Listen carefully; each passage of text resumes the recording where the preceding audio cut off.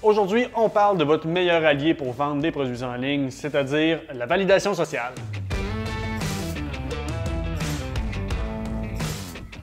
Combien de fois avez-vous acheté un produit sans même connaître les détails, sous la simple recommandation d'un ami proche? Ce phénomène d'influence, c'est la validation sociale. Toute stratégie marketing a pour but de vous intéresser à un produit ou vous inciter à consommer. Je vous apprends rien.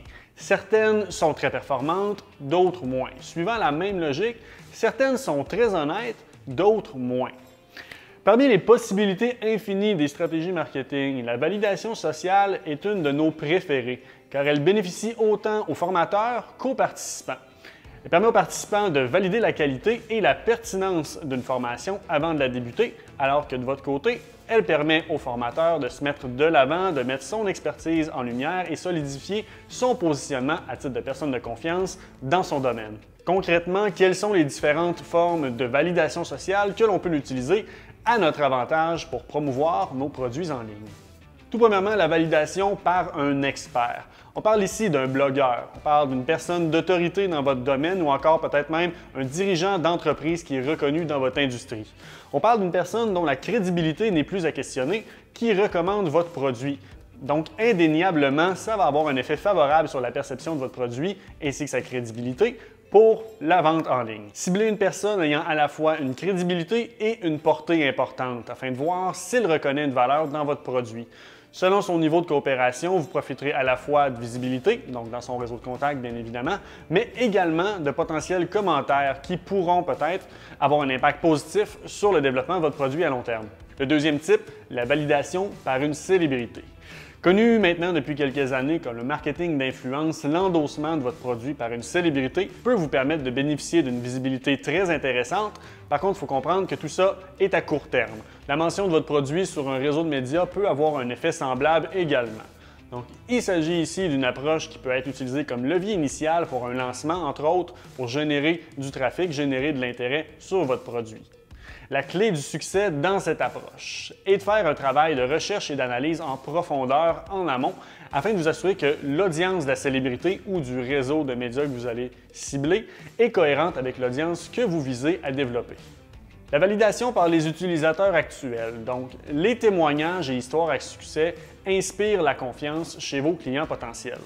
En recueillant donc des messages clés de la part de vos clients qui démontrent à la fois leur satisfaction ainsi que les bénéfices concrets suivant l'achat de votre produit, la validation par utilisateur peut inciter vos clients potentiels à prendre action plus rapidement et ainsi créer un momentum qui va accélérer votre processus d'achat. Il est important de pouvoir associer chacun des témoignages à une personne de façon spécifique. Donc, plus il est facile d'identifier la personne précise qui a soumis le témoignage, plus le témoignage sera jugé crédible. Donc, un témoignage vidéo, par exemple, représente un outil marketing d'une très grande valeur pour vos stratégies.